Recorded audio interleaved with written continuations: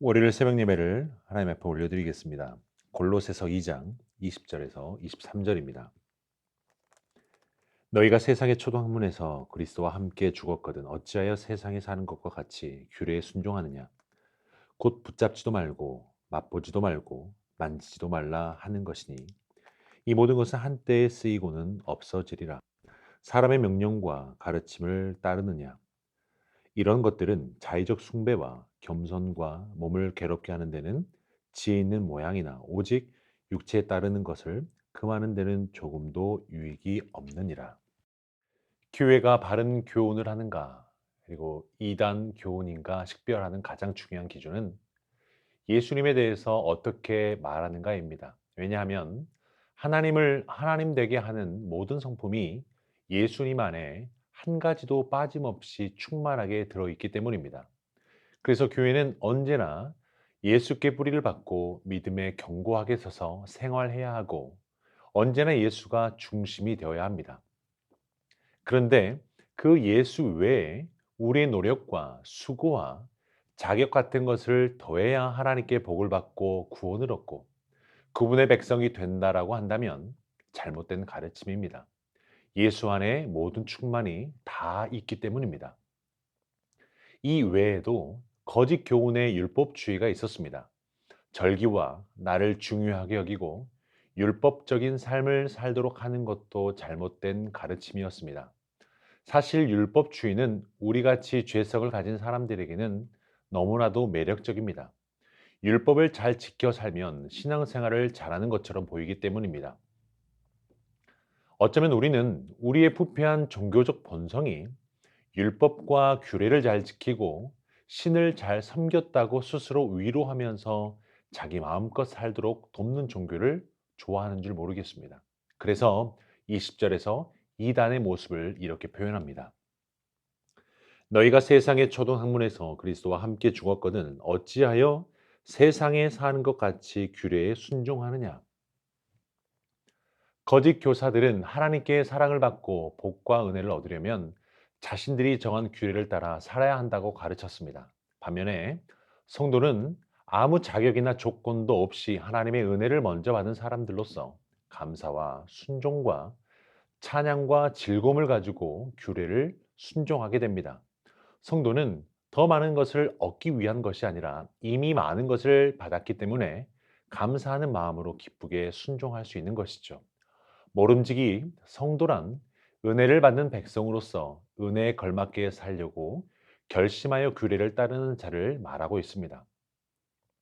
그런데 이단과 거짓 교사들은 자신들이 만든 규례를 따라야 복을 받고 더 높은 수준에 이르게 되어 하나님께 더 사랑을 받는다라고 가르쳤습니다. 이 규례는 21절에서 이렇게 말합니다. 붙잡지도 말라는 재물과 관련해서 재물에 대한 금욕주의를 말하고 있습니다. 그리고 두 번째로 맛보지 말라는 것은 생존을 위해서 최소한의 음식만 먹고 미식가들처럼 맛을 찾아 먹지 말라는 것이죠. 좀 더 쉽게 말하면 음식을 먹는데 맛을 즐기면서 먹으면 안 된다는 것입니다. 그리고 세 번째는 만지지도 말라는 말입니다. 성적인 것에 관계되는 표현입니다.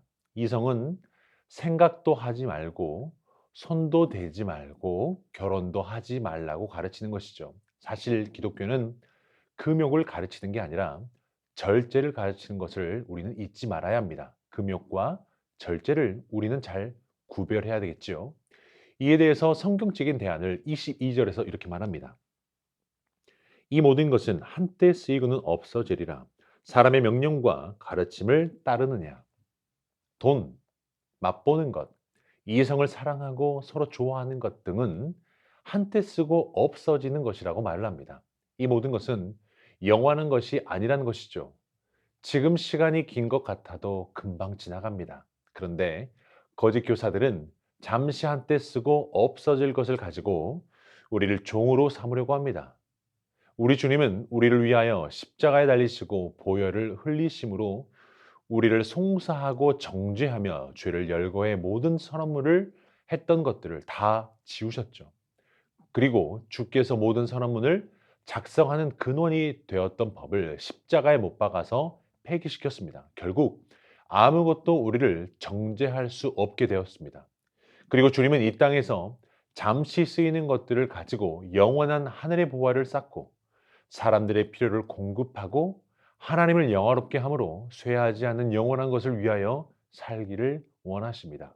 그리고 23절에서는 바울은 성도들에게 기대하는 것으로 말을 합니다. 23절 보면 이런 것들은 자의적 숭배와 겸손과 몸을 괴롭게 하는 데는 지혜 있는 모양이나 오직 육체에 따르는 것을 금하는 데는 조금도 유익이 없느니라. 거짓 교사들의 자의적 숭배, 마치 예배를 드리고 있는 자신의 모습을 보면서 너무 행복해서 결국 하나님이 아닌 자기를 예배하는 꼴이 되는 것이죠. 결국 거짓 신앙생활이라는 것은 자기 의를 숭배하게 되고 자기 스스로 옳다고 믿고 의지하는 것을 말합니다. 자기 확신을 강하게 하는 생각들이죠.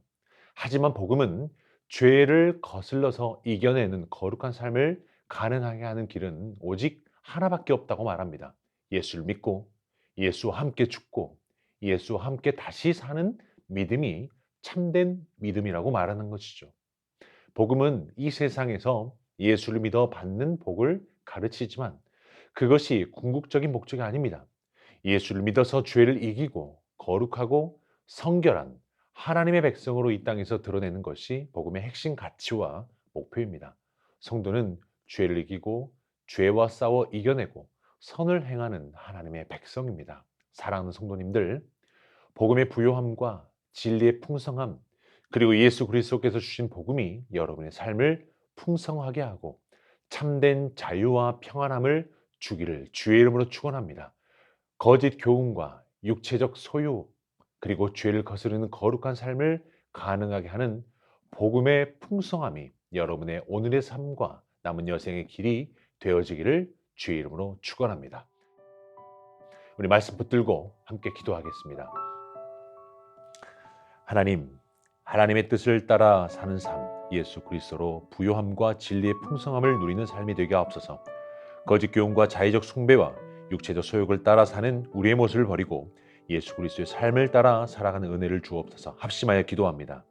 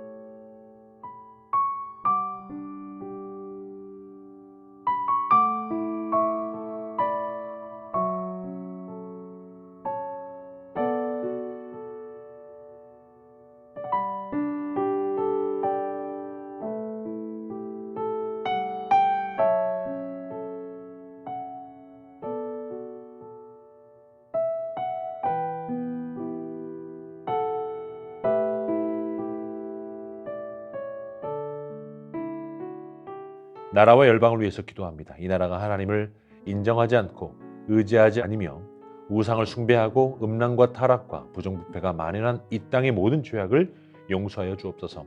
이 나라가 하나님을 경외하는 나라가 되게 하시고 이념, 지역, 계층, 세대 간의 갈등이 사라지고 하나 되게 하시고 하나님의 공의와 정의가 바로 세워지게 하옵소서.